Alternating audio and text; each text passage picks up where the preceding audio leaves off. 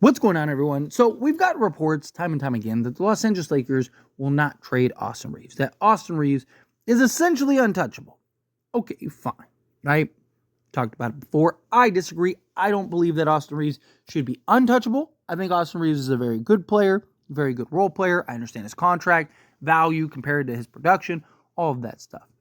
I think that you keep on keeping Austin Reaves unless there is a trade that just makes more sense, right? Whether it's for, that complementary, but DeJounte Murray, for example. Last season, they should have traded Austin Reaves and went and got DeJounte Murray. He's the better basketball player. Who wins the trade more often than not? The team that gets the best player. And if you could have gotten a DeJounte Murray, the Lakers would be in very good shape right now. Or if the Lakers were to make a move for, let's say, a Brandon Ingram or a Zach LaVine, maybe more so Zach LaVine, right? If you could turn Austin Reaves into kind of more of a complementary piece, right? Like, so let's say Zach LaVine, it's like, okay, well, you don't really need Austin Reaves as your two guard anymore, and him as the point guard alongside Zach LaVine makes no sense. So if you can turn him into like a Bruce Brown or something like that, I think that there's an argument for that. Outside of that, I don't think you really trade him unless the right deal comes along. Okay, fine.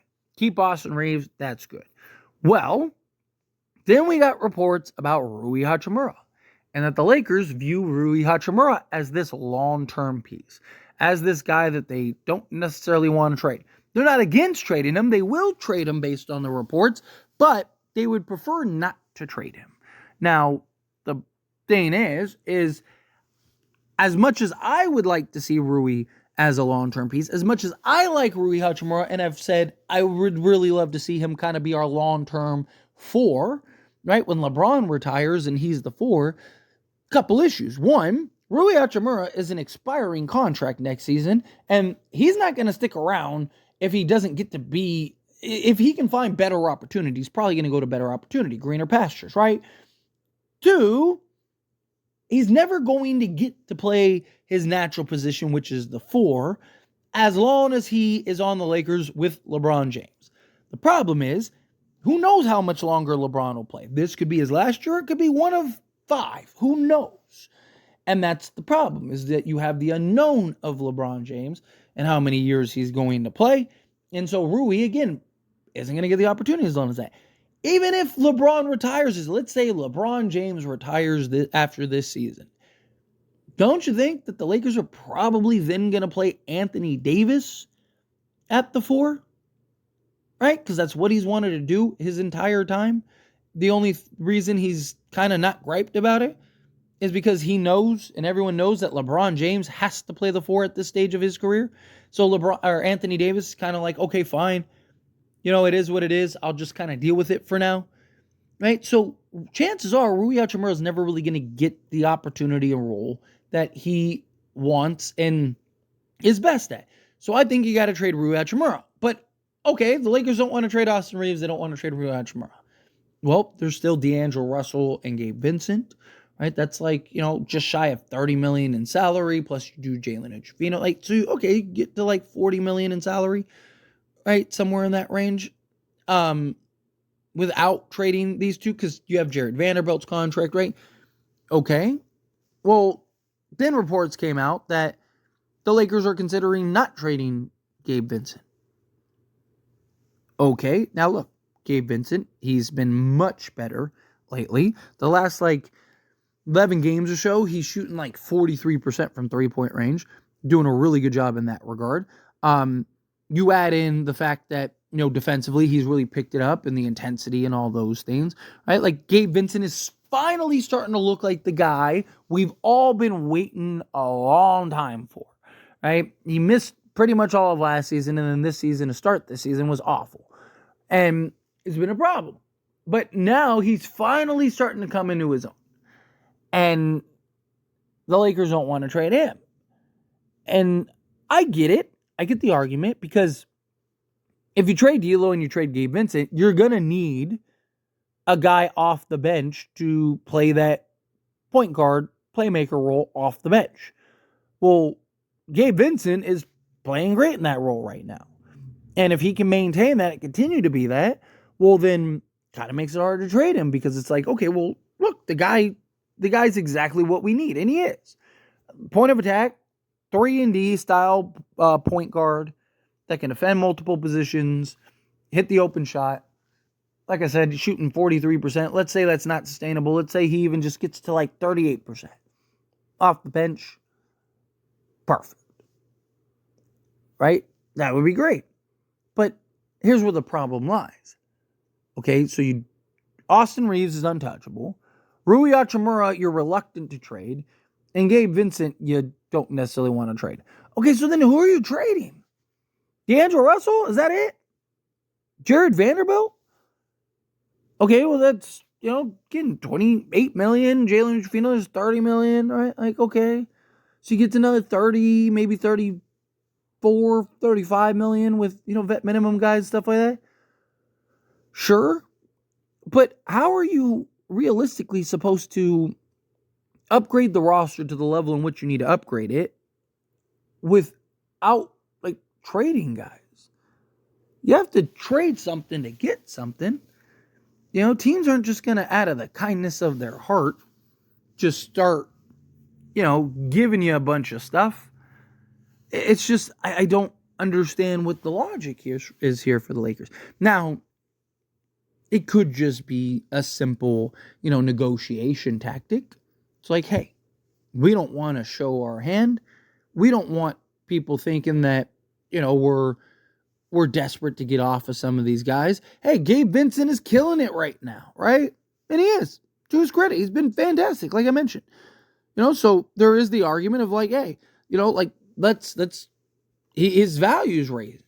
He's looking like the NBA player. He's looking like the piece and the player that we've always wanted him to be, that we've always needed him to be. And he's just never been able to actually be that for the Lakers. Well, now he is. Now he's doing it. Okay. So you get to the negotiation standpoint. It's like, okay, well, we don't want to trade. Like, we'll trade him. We don't necessarily want to trade him. Right? But for the right price, for the right piece, sure. Right? I think it's, it's the similar to, some of these teams. Oh, we want 12 firsts for, Dorian Finney-Smith. It's like, what? Like, what do you talk about, man? Like, cue the Russell Westbrook meme, right? Like, that's what I think this is part of that, or at least I hope. But here's my concern with the Lakers is there is this thought, right, in the back of all of our minds that maybe, just maybe, Rob Pelinka really means this, and that it's not just a trade tactic, and that, he very likely could be looking to just trade D'Lo and maybe Jared Vanderbilt or something like that. There's also talks about the Lakers want to kind of wait for Jared Vanderbilt and Christian Wood to return so you can kind of see them and evaluate them a little bit. For what? Why? Even if Jared Vanderbilt comes back in January, he's probably not even going to start looking like Jared Vanderbilt until the trade deadline's over. Probably going to take him a month or two to actually get back to being Jared Vanderbilt. So you're not going to know what Jared Vanderbilt can or cannot be until probably after the trade deadline. Christian Wood, same thing. It's probably going to take him a little time to kind of get back to what you need him to get back to. And that's the problem, right? Like, Rob Pelinka and the Lakers, they essentially want to, trade nothing to get something. And as much as I want that, it doesn't work that way, unfortunately. Right? As much as I want to, it just, you gotta give some stuff up, right? Like, Rui's probably our second most valuable trade chip behind an Austin Reaves. You could argue Dalton Connect and Max Christie, but also Rui's contract is valuable too, and it's sizable enough to where you can actually get a return that makes sense. So, you don't want to trade that. You don't want to trade Reaves, who is our two most valued contracts. You don't want to trade. Okay? And then you don't want to trade your backup guard. All right, I get it. I argue it. Okay, well, how are you planning on helping LeBron James and Anthony Davis? What's the plan here to help LeBron James and Anthony Davis get back to being a contending basketball team? Are you trying to do that? Are you not trying to do that? Are you just kind of like, hey, life sucks, right? Like, unfortunately, we're not going to be able to do the things, or the CBA is restrictive, or whatever nonsense noise that comes to be, right? Like, it's things like this that are very frustrating to me, in my opinion. And again, it very well could just be tactics. Very well could just be, the name of the game for negotiation and trying to work out trades and stuff. And maybe they're telling LeBron and AD, like, hey, look, dude, trust us. We're gonna work something out. We're just kind of saying this stuff. Just say this stuff. Okay, fine, cool, sure, no problems. But there's also, like I said, that fear in the back of your mind that's like, I don't think this is just talk. I don't think this is just, like, hey, this very well might be what we think it is, the fear that we think it is, which is just them and the incompetence.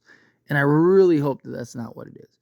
I really hope that that's not what ends up happening here. And now we're all just like frustrated. It's just like, ugh.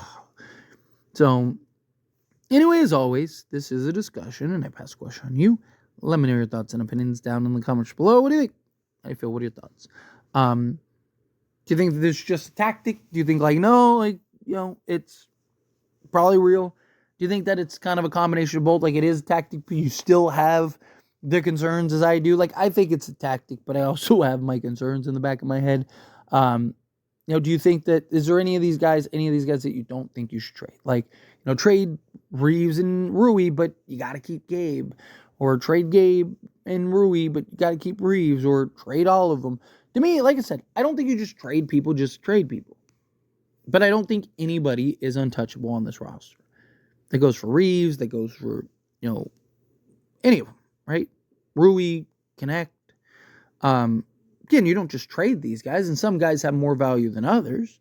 But if the right move comes along, the only guys by Lakers standards that are really untradeable are LeBron James and Anthony Davis. And even then, I still don't think that they're untradeable, right? Like, if you could get, whatever, Giannis for LeBron, you're probably doing that, right? Like, so, anyway, again, however you feel, whatever your thoughts are. Either way, love to hear it. Let me know down in the comments below. That being said, if you haven't liked this video, hit that like button. Helps me a lot. Helps me enjoy these types of videos, and I truly appreciate it. Not subscribe channel, hit that subscribe button. Turn on the bell notifications. Appreciate y'all. See you in the next one.